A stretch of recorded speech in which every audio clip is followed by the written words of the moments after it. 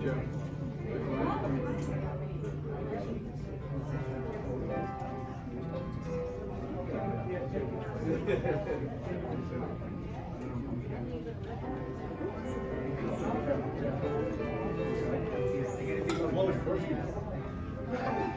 gonna have 10 seats.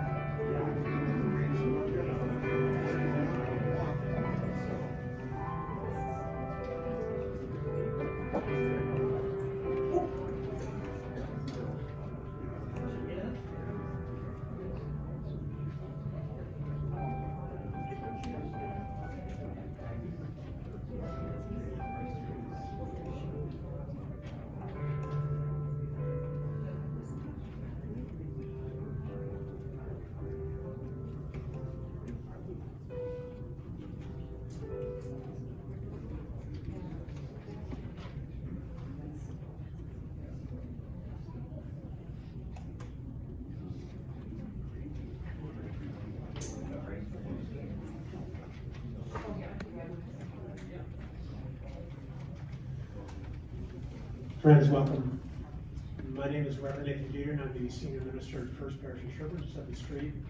And that is the church that Pete and Jan and Quinn, when he was younger than he is now, attended for years.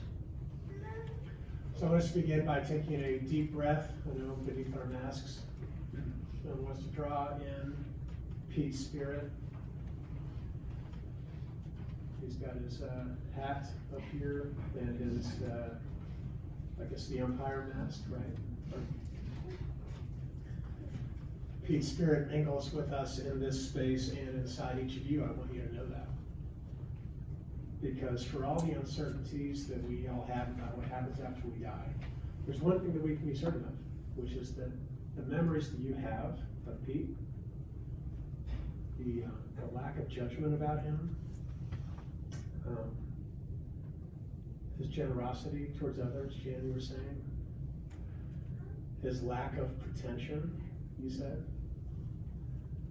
all of that stuff stays alive. All of it. As Jan said to me, the work now is for her, for us, for all of us to keep our inner Pete. I love that. Keep our inner Pete. But listen, even as we wonder how to do that, what's also true is that for all the health complications that Pete had endured over the last 4 years, I think you said, Jan, and it needs to be said without complaint, and you didn't let him define him. Pete's death just over a week ago, I was shocked when Quentin called me. And I bet all of you are feeling the same way. And with the shock comes grief. It hits us in places sometimes we're not expecting. So it needs to be said that no one here is ready to say goodbye to this husband, this dad, this brother, this uncle, this coach, college graduate, late in life, amazing. lifelong Natick resident, Green Beret veteran, umpire, referee, I had to live like all the list, softball MVP for the Natick men's team, career postal worker, lover of golf so much that he actually would not want the service here, as great as it is. He'd want it on the fairway. Today, especially.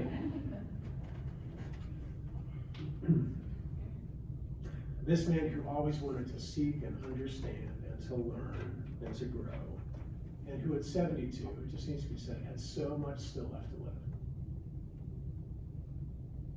And so much love left to receive from you guys. And this is hard. It's hard. So I want to thank you for coming here, for yourself, but also for each other. Because despite the best efforts of medicine and all that kind of stuff, and despite our prayers for healing and hope, we have lost him in a physical way. And so now we come together to do the hardest thing, one of the hardest things that people have to do, which is to say goodbye to Peter. And we're not ready to do that. We're a mixture of so many feelings, like we have all these fantastic memories of him. We have these stories of him. He's a beautiful soul. We're glad he's not suffering anymore. We also miss the hell out of him. All these different feelings. So that's what this is about. In this space, we kind of hold all that stuff together. Okay, that's why you're here. That's why we do this. To hold all of these emotions, these feelings. That's what this space is for. That's what this hour is for. And it's all given room. I want you guys to know that. Like, there's no like wrong kind of grief, right? It's all here. It's all given space and permission. And the way that we do this is that we come together as we have. We get to hear stories about what it was like to know and love Peter for 72 years. We listen to hear some music that he loved. Catherine's going to do that for us. We already did with Clinton. And we ask what it means, and then we let him go. Because we hold Pete tight, and then we let him go. Because Pete needs us to let him go. So you guys, you give each other the strength you need to do that. You especially give the strength to Jan and to Quentin and to his siblings. You especially do that. I'm going to say this in the prayer, but I'll say it here too. It's fantastic you're here today. What's also fantastic is the ways that you'll show up to the family 2 months from now, when every one of us has gone back to routines, as much as we can in this age we're living in. And we kind of get on with life. But just to call Jan, text Quentin, whatever your primary mode of communication is, and say, how you doing? I'm thinking of you. I cannot tell you, as a minister for over 20 years, how much that means to people. And as someone who's lost his dad too, at Quentin's age, I can tell you how much that means. So, friends, thank you for being here. We'll just take another breath in. And let us begin together. Please say with me our opening words from Ecclesiastes, these words thousands of years old, for moments and times like this one. For everything there is a season and a time for every matter under heaven. A time to plant and a time to reap. A time to weep and a time to laugh. A time to cast away stone and a time to gather stones together.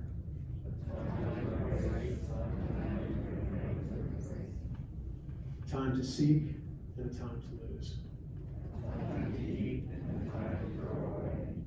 And a time to tear and a time to sow.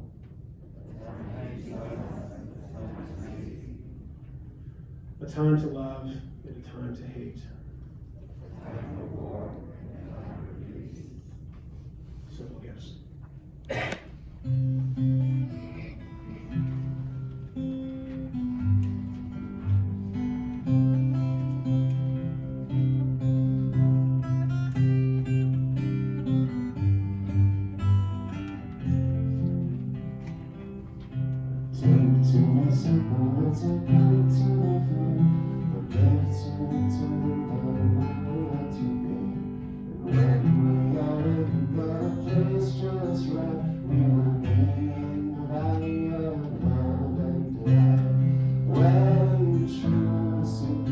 see his game. But now and to know he will not be ashamed. Eternity will be so bright. When eternity comes around right.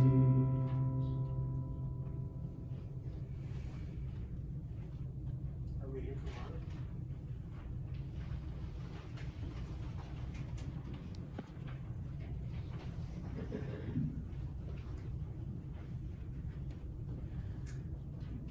Is a poem, Death is Nothing at All, by Henry Scott Holland.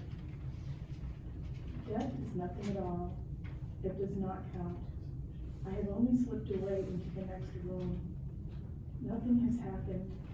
Everything remains exactly as it was. I am I, and you are you, and the old life that we lived so fondly together is untouched, unchanged.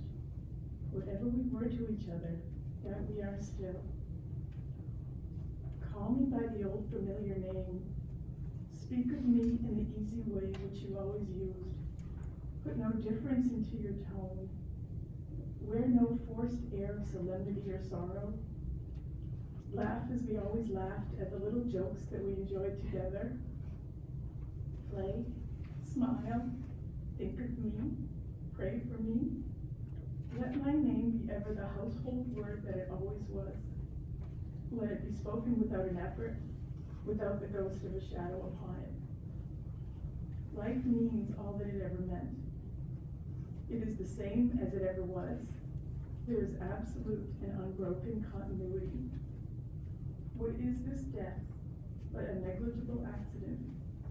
Why should I be out of mind because I am out of sight? I am but waiting for you for an interval, somewhere very near, just round the corner. All is well, nothing is hurt, nothing is lost. One brief moment, and all will be as it was before. How we shall laugh at the trouble of parting when we meet again.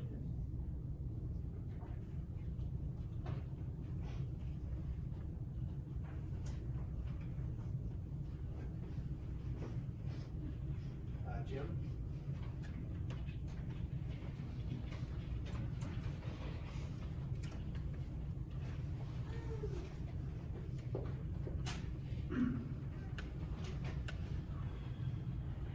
They say if you have a good friend for your entire life, you're a lucky person if you have one good friend. That makes me a very lucky person because I've known Pete for over 60 years. Started out at the Lotus School playground in the late 50s, playing baseball, wiffle ball, and football. When we were teenagers in the 60s, we went to the Red Sox games. In the 70s, we went to see the Rolling Stones. And he was part of my golf foursome for the last 20 years at the TJ's tournament twice a year. And Peter, along with Quentin and sometimes Jan's dad, would come over every year when the Patriots made the playoffs and go into my man cave and enjoy the game together.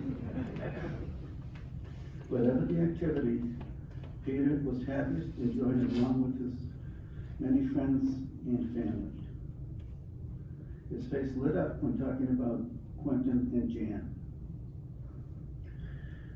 Peter had many good qualities. Throughout his life, he could be counted on for words of encouragement and wisdom, and with a calm and comforting presence.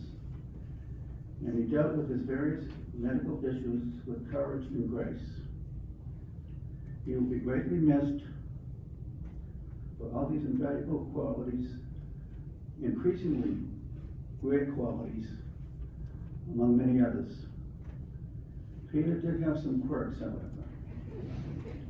He could be frugal at times.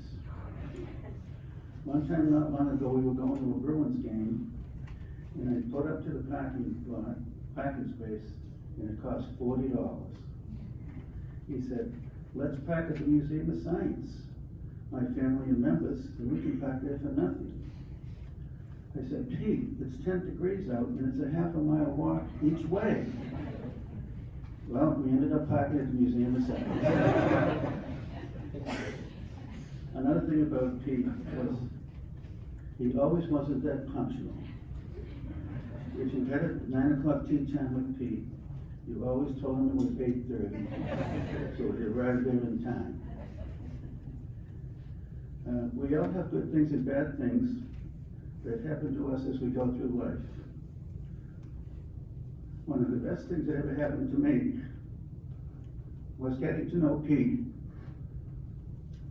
My memories of Pete will live forever. Rest in peace, Pete.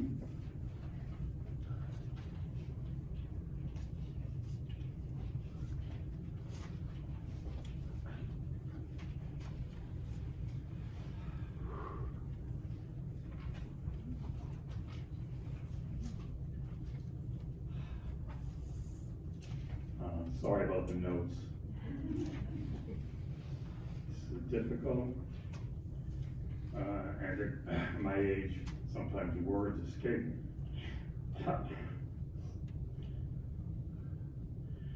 Well, thank you all for being here today to honor the memory of Pete Putnam, my younger brother. I've been asked by Jan and Quentin to share some of my thoughts and memories about Pete. Pete and I were the oldest of 7 kids, born to Clark and Peggy Putnam. Clark and Peggy and Pete and I left Boston during the post-war baby boom and the flight to the suburbs where you could buy houses on the GI Bill. Pete is the first of the 7 siblings to die. My mother and father are deceased for several years. Pete and I, followed by 3 brothers and 3 sisters, grew up in Natick in a new but small post-war Cape Cod style house with initially with, and always with 1 bathroom, and initially with 2 bedrooms on Oak Ridge Avenue near Wilshire School, which was a great place then for baby boomers to grow up together. Given the newness and still rural nature of Natick, and given our parents, who like many were more often than not happy to see us out of the house until dinner time. Somehow an affinity developed between Peter and I that I never appreciated at the time, but considered later in adulthood. I still can't fully explain it. It simply may be that he had that same effect on many people he came in contact with. I certainly wasn't the model older brother, frequently seeing Pete as a minor annoyance or a gopher, or often as a foil for keeping myself out of trouble with our parents. Trying to inject a little humor into the last moments of his life, I suggested to my dying brother that should he meet Dad on the other side, he could now reveal that it was Brother Chip who had actually broken the wallboard that time. I hope he got it. As kids, he played sports while I read books. He was extroverted while I turned inward. Actually, it was Peter who grew in.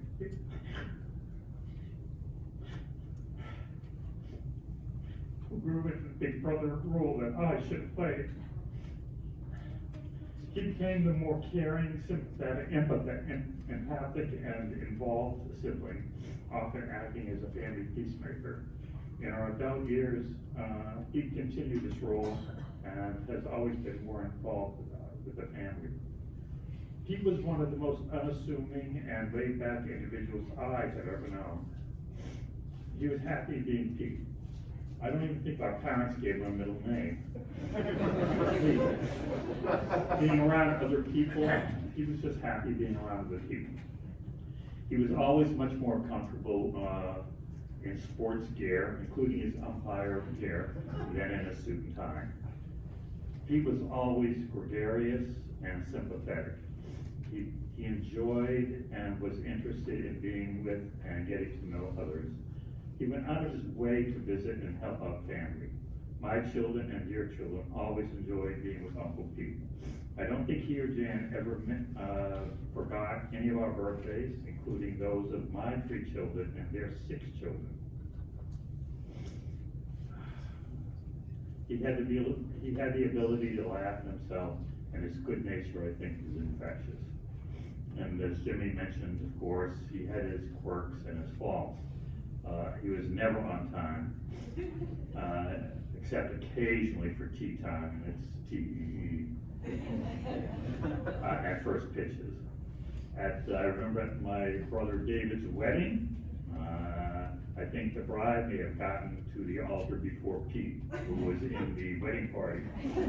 I just remember him arriving at the church, at the stairs of the church, on his motorcycle, hair flying wildly behind him while David shooting him daggers from the church doors. He loved bargains, which we call throwaways or discards, and collected everything that seemed to have any kind of potential. Bats, baseballs, bicycles, lawnmowers, and even an old boat. Lack of storage space was never a challenge. After high school, the adventurous Pete joined the Army as the war in Vietnam heated up. Not surprisingly, he volunteered for Ranger, Airborne, Medical, and Green Beret training. However, his most valuable skills was recognized by the young Army doctors at Fort Sam Houston, and that was his golf swing. His expected reassignment to Southeast Asia was somehow short-circuited, and his military days ended in mornings spent assisting with medical procedures and afternoons enforcements on the fort's beautiful golf courses. 2 stories about Pete in the military. Jumping out of airplanes. I'm not sure he did it. He did it probably for adventure and also because he got a little extra money. On one jump, it was a water jump. They were practicing landing into the Gulf of Mexico and seeing if they could release themselves from their harnesses before they hit the water, shortly before they hit the water, obviously. And it did be picked up by supporting boats. Well, that morning, Pete had been paid. In those days, you got your entire month's pay in cash, and that was it for the month. Well, when Pete was fished out of the Gulf, he noticed a button had been missing on his jacket, and his entire month's pay was somewhere in the Gulf of Mexico. And the second one I heard from Jan, and I think I heard it from Peter, it was a night jump. And somehow he drifted into a tree, hanging in a tree. It was dark, he couldn't see how high up he was, so he remained in the tree for the evening, hanging rather uncomfortably from his harness, until the morning's light showed him that he was only like 2 or 3 feet off. Could have easily gotten down. Coming home from the military, Pete took full advantage of the GI Bill by enrolling at Framingham State College, where he enjoyed being an undergraduate so much, he stayed with it for his entire adult life. Graduating with a Bachelor of Science degree the same year, he celebrated his 70th birthday and his retirement from the post office. He obviously enjoyed learning and had a lifelong curiosity for everything. Impulsive at times, Peter did not, however, rush into marriage or fatherhood. Quentin, his only child, was born several weeks after Pete's 50th birthday. While my wife, Joanne, and I may have had early questions about Pete's marriage potential, we never doubted his desire or ability to become a great father. We could see the love, comfort, and curiosity he had with our children,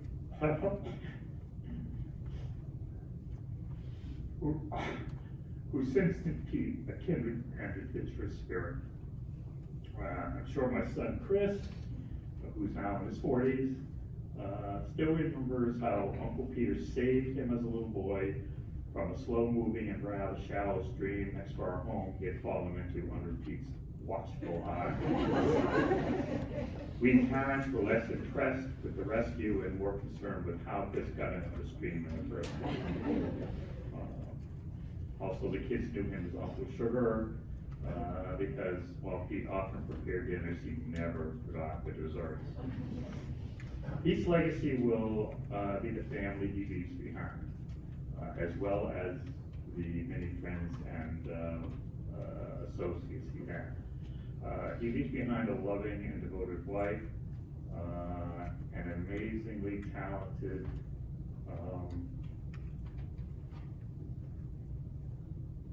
sensitive, I can't remember all of the cheers here, amazing talent, sensitive and kind son.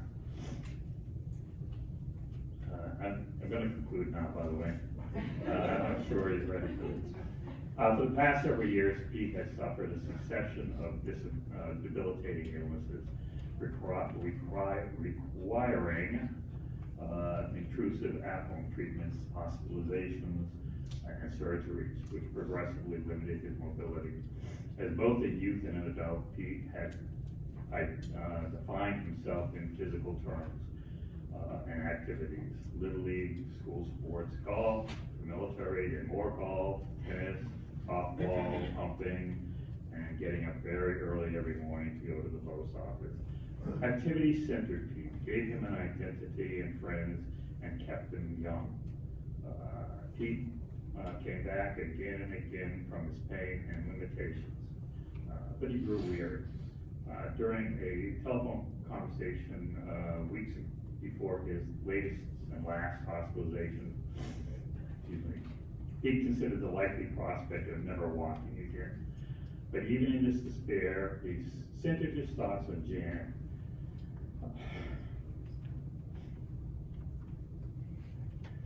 Needing me to know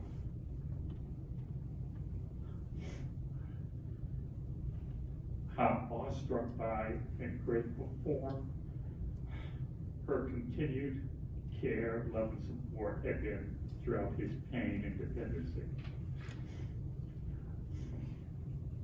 Joanne and I were privileged to be able to join Jan and Quentin at my dying brother's bedside for a few hours on his last full day.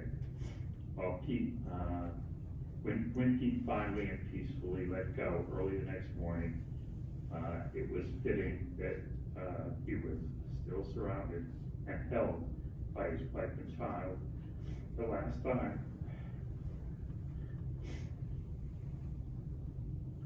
This small family could be together.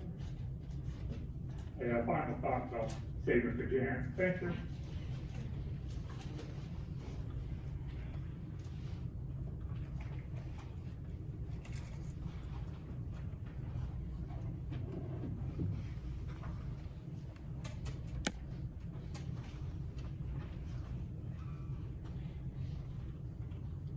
This is gonna be hard.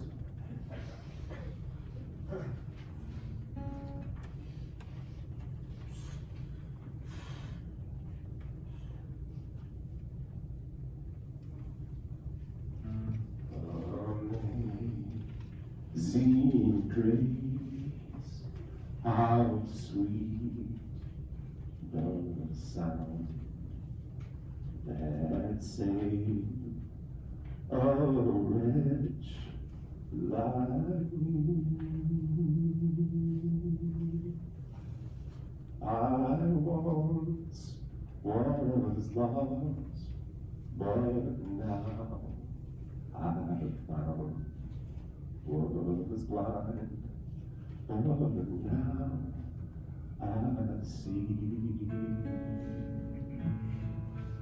Thy grace had led my heart to fear, and grace my fears relieved. How precious did that grace appear, and I was finally free. Out of all the troubles, trials, and snares we have already gone.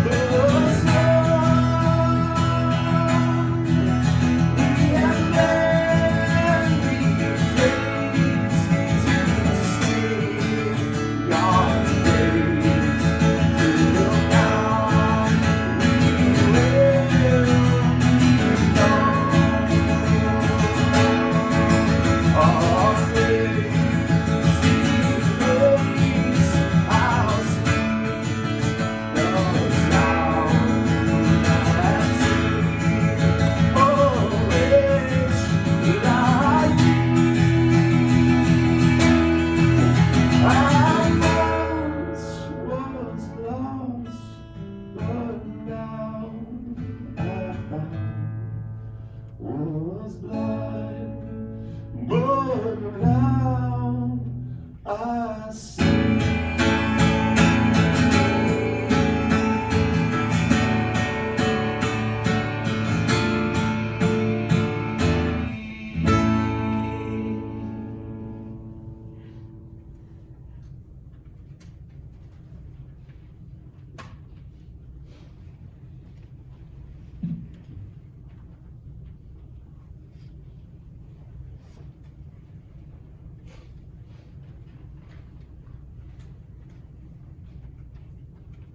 So, growing up, I thought I had kind of normal, average, run-of-the-mill dad.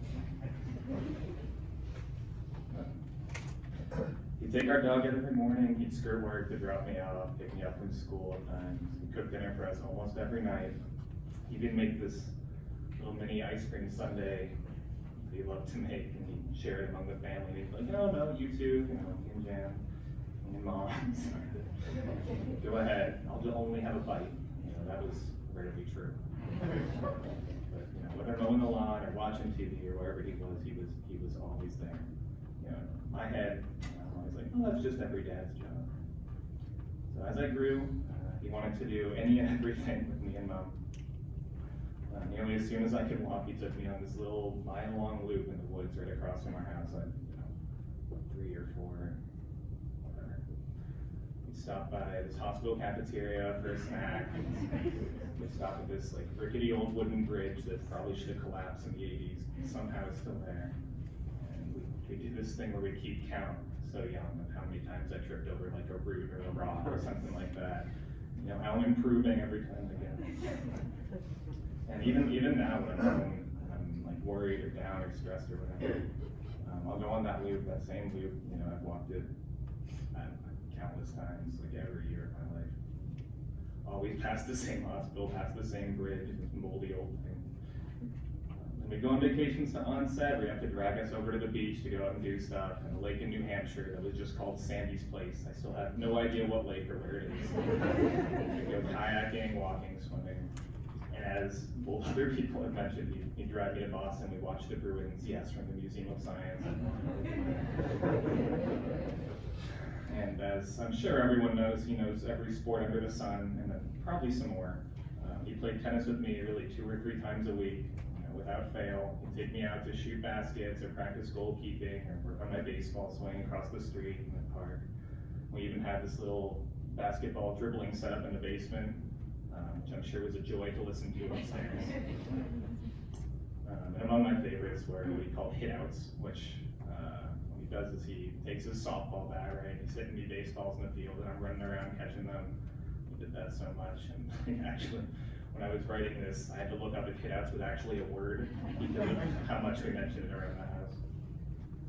I remember actually one afternoon, we did all this stuff all the time, right? One afternoon he gave me 3 choices of what to do. So I don't know, soccer, baseball, basketball, whatever. I said, every time you give me options, you have to make sure nothing is an option. And he said, no. So, and the thing is, it's not that he was there to do stuff with me, right? It's that he wanted and loved to do stuff with me. And of course, I'd be remiss not to mention golf, and he tried. I'm not. But again, going in my head, that's what every father did, right? Every father wanted to spend time with their kid. Every father wanted to play with his son. So I go through middle school, up into high school. As my dad grew older, things changed, but he was still there. So he still played tennis, and he still did hitouts and stuff like that whenever he was physically able, and oftentimes when he should not have been physically able. Took me to piano lessons, school, practices, games, everything. He came to so many high school soccer and tennis matches. He was always in the bleachers. He knew every coach I ever played for. And it was around this time when I kind of look out playing tennis, look out in the bleachers, see who was there. I'd see him, I'd see Mom, and sometimes, Grandpa and Grandma on this freezing cold April day are watching. And, very few other parents, because why would you be out watching a freezing cold April day? It's kind of when it started to click for me, where I'm like, is this not a normal thing that every father's always there? You know where this is going, and of course everyone in this room knows, he wasn't just an ordinary dad. And I know kind of everyone at every funeral says the same thing, but I feel like I hardly need to say, if you knew him, you know. And it's not like he was a superstar. I'm the third person mentioning that he had his flaws, of course. But he was a good cook, but he burned something every other day watching TV. He was a great athlete, but he'd never ever call himself an all-star. He was a great family man, but with everyone, there were nights where he'd be on Putnam time and he'd get home 10 or 20 or 90 minutes late with dinner. But that's not the stuff that matters, right? I mean, he was always there. He always had a smile on his face. He always loved us. He always loved all of you. Everyone he met, he loved. He really loved, He never once beat me. He was always proud of everything I did, whether it was something he knew, it was baseball or tennis, or as foreign to him as piano or computers. He was always proud. And that's the stuff that matters. And he knew that was the stuff that matters more than anyone. This kind of what made me realize maybe 5 years ago that he's so much more than just a run-of-the-mill dad. So I'm told his face never lit up like the day I was born.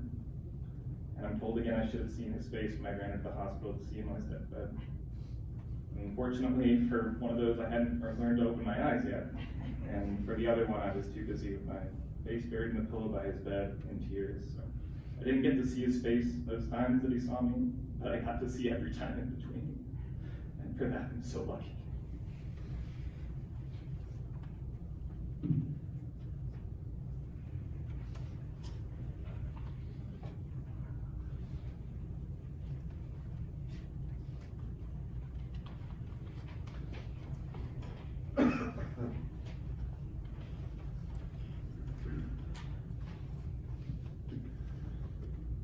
Let us pray together.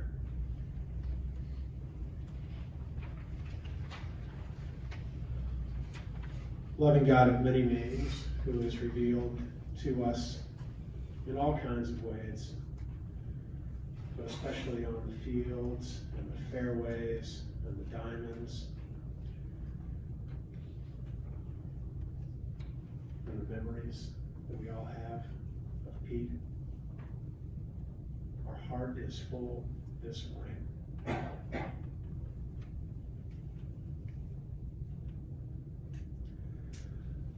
Grant us the grace and the faith to let some old wisdom come into us. That Pete remains in our lives. Pete is cultivated in us, that we have the inner Pete in us. And that death does not take his generosity, his presence, his quirks, his character away.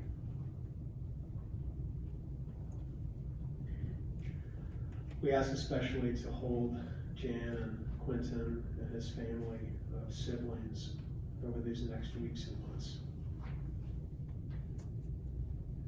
Because we know that especially in this next time, that grief can feel most alone. And remind us that it's okay to show our feelings. It's always okay to show tears and laughter and jokes on this day and in the years to come. We will go on with our lives that He would want us to. Even as we remember that when in grief, that we need to ask for help, because we are not independent so much as interdependent. We rely on each other. We are never, as Scripture says, without our comfort, rod, and our staff, and Pete's Spirit, as we lean in and lean on each other. So we're going to sing next, which is what Jan and Quentin asked. The lyrics are on the back page of your program. You can copies of this. Amen.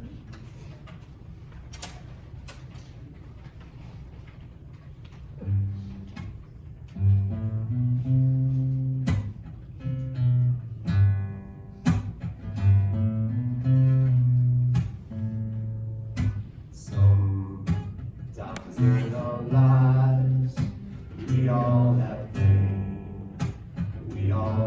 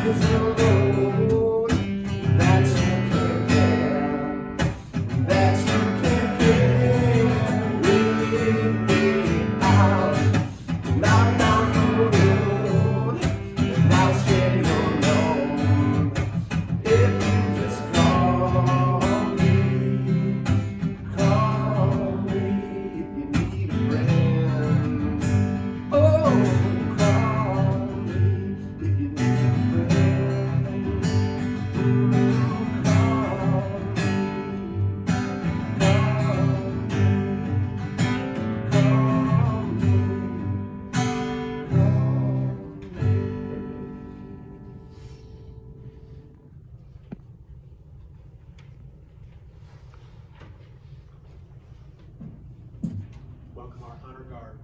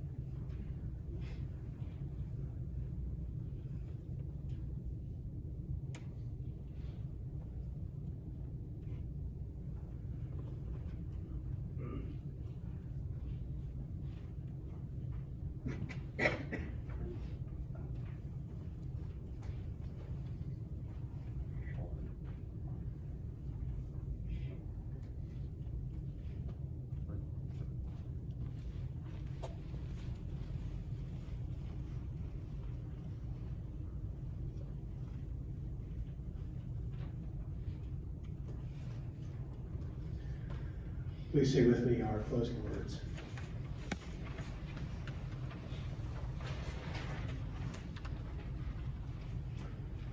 In the rising of the sun and in its going down,